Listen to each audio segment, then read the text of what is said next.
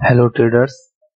आज इस वीडियो में सक्सेसफुल ट्रेडर पार्ट 3 की वीडियो में आज हम डिस्कस करने वाले हैं निफ्टी की ऑप्शन ट्रेडिंग के 3 पॉइंट।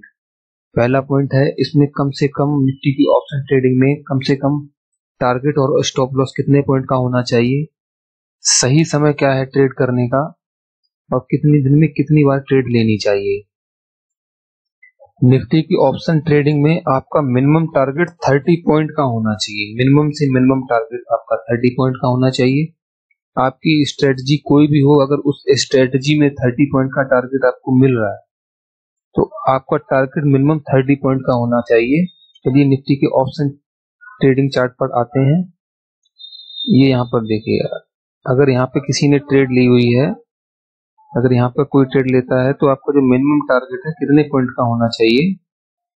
टारगेट आपके 30 पॉइंट के होने चाहिए। दिन में एक बार अगर आपको टारगेट अचीव हो गया है तो दोबारा ट्रेड नहीं करनी चाहिए, नहीं तो रहा बचा जो भी प्रॉफिट है वो भी चला जाता है।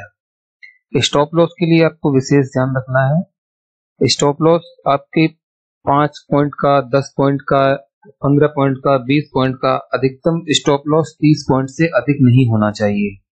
अगर आपका स्टॉप लॉस किसी लाइन के नीचे 20 पॉइंट का दिखा रहा है या 5 पॉइंट का दिखा रहा है या 15 पॉइंट का दिखा रहा है तो उसमें आपको एग्जिट हो जाना है। आपको यह बेट नहीं करना है कि मैं हर बार 20 पॉइंट का ही स्टॉप लॉस लूंगा।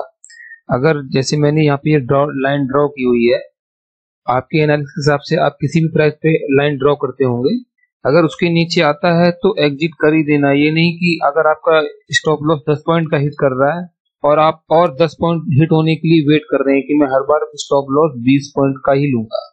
हर बार स्टॉप लॉस हमेशा फिक्स नहीं लेना है। टारगेट आपके बढ़ सकते हैं, टारगेट 30 पॉइंट से ज्यादा के भी हो सकते हैं, लेकिन स्टॉप लॉस को कभी भी बढ़ाना नहीं। अगर आप दिन में 3 से 4 ट्रेड लेते हैं तो भी आपके तीनों चारों ट्रेड का स्टॉप लॉस 30 या 40 पॉइंट से ज्यादा नहीं होना चाहिए। यह बहुत से ट्रेडर को बाद में समझ में आती है जब उनकी कैपिटल खत्म हो जाती है। लोगों के बार बार समझाने पर उनके समझ में नहीं आती है। वो कहते हैं कि इमोशन कंट्रोल नहीं होते हैं। आपको सबसे पहले पेपर ट्रेडिंग की बहुत ज्यादा से ज्यादा प्रैक्टिस करनी चाहिए। ऐसा नहीं है कि इमोशन कंट्रोल नहीं होते। अगर आपकी स्ट्रेटजी ठीक होगी तो आप दिन में 3 से 4 ही स्टॉप लॉस, 3 से 4 ही आप ट्रेड लेंगे और आपके एसएल भी छोटे छोटे होंगे। जब आपकी स्ट्रेटजी से 3 या 4 ही ट्रेड निकले और स्टॉप लॉस ठीक हो, स्टॉप लॉस छोटे छोटे हो, तो आप समझ आइए कि आपकी स्ट्रेटजी अच्छी बन रही है। अब बात करते हैं निफ्टी का ऑप्शन ट्रेडिंग करने का सही समय क्या है। दुनिया पैसे के पीछे भाग रही है। आप निफ्टी की ऑप्शन ट्रेडिंग में देखेंगे सबसे ज्यादा टर्नओवर होता है इसमें, और जो सही समय है ट्रेडिंग का, इसमें 9:30 से 11:30 बजे तक आपको बहुत ही ज्यादा वॉल्यूम मिलेगा। लेकिन आपको ट्रेडिंग इसमें जब भी करनी है, क्योंकि ये बहुत ही रिस्की होता है।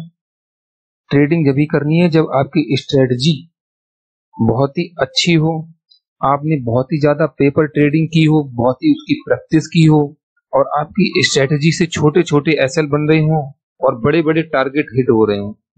मैं पेपर ट्रेडिंग के लिए बार बार इसलिए बोल रहा हूँ, बहुत से ट्रेडर को बाद में समझ में आती है जब उनकी कैपिटल खत्म हो जाती है। वो कहते हैं कि इमोशन कंट्रोल नहीं होते हैं पेपर ट्रेडिंग से। पहले अपनी स्ट्रेटजी तो पहले टेस्ट करो, आपकी स्ट्रेटजी ठीक है, प्रॉफिट आ रहा है या उसमें नहीं आ रहा है, या उसमें स्टॉप लॉस छोटे हैं या नहीं।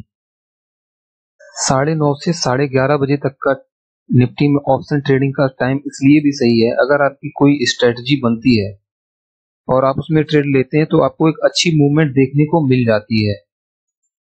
अब बात कर लेते हैं दिन में कितनी ट्रेड लेनी चाहिए। दिन में 3 या 4 से ट्रेड अधिक नहीं लेनी चाहिए, क्योंकि आप ओवर ट्रेडिंग करेंगे तो आपके स्टॉप लॉस भी बढ़ेंगे, टारगेट उतने हिट होंगे नहीं, इतनी स्ट्रेटजी आपकी बनेगी नहीं और आपकी कैपिटल धीरे धीरे खत्म हो जाएगी। इतनी कैपिटल किसी के पास नहीं है जो कंटिन्यू बार बार ट्रेड लेता रहे और बड़े बड़े ऐसे लेता रहे, कंटिन्यू ट्रेड करता रहे, एक दिन कैपिटल खत्म हो जाएगी आपकी। जो नए ट्रेडर्स हैं या कई सालों से ट्रेडिंग कर रहे हैं और लगातार लॉस कर रहे हैं, खासकर उन लोगों के लिए जो लगातार लॉस कर रहे हैं, तो उनको इस तरह से ट्रेडिंग करनी चाहिए कि उनके पास कैपिटल है ही नहीं। उनको सबसे पहले पेपर ट्रेडिंग ही करनी चाहिए, अपनी स्ट्रेटजी उसमें टेस्ट कीजिए और रूल के हिसाब से चलिए, अपना छोटे छोटे एसएल लगाइए स्ट्रेटजी के अकॉर्डिंग। पहले पेपर ट्रेडिंग की अच्छे से प्रैक्टिस कर लीजिए, उसके बाद ही मार्केट में एंट्री लें। किसी के कहने पर ट्रेडिंग ना करें, अपनी खुद रिसर्च करें। आपका जो मैंने अधिकतम स्टॉप लॉस बताया है 30 पॉइंट का, वो मंथ में केवल 4 से 5 ही बार होना चाहिए। बाद बाकी आपके बाकी दिनों में छोटे छोटे एसएल 10 या 15 पॉइंट के ही होने चाहिए। टारगेट आपके 30 पॉइंट और 30 पॉइंट से अब के हो सकते हैं। अगली वीडियो सक्सेसफुल ट्रेडर पार्ट 4 में हम डिस्कस करेंगे कैपिटल, स्टॉप लॉस, टारगेट और लॉट साइज के बारे में। इस चैनल को सब्सक्राइब कर लीजिए, वीडियो को लाइक कर दीजिए। अगली वीडियो में फिर मिलेंगे। धन्यवाद।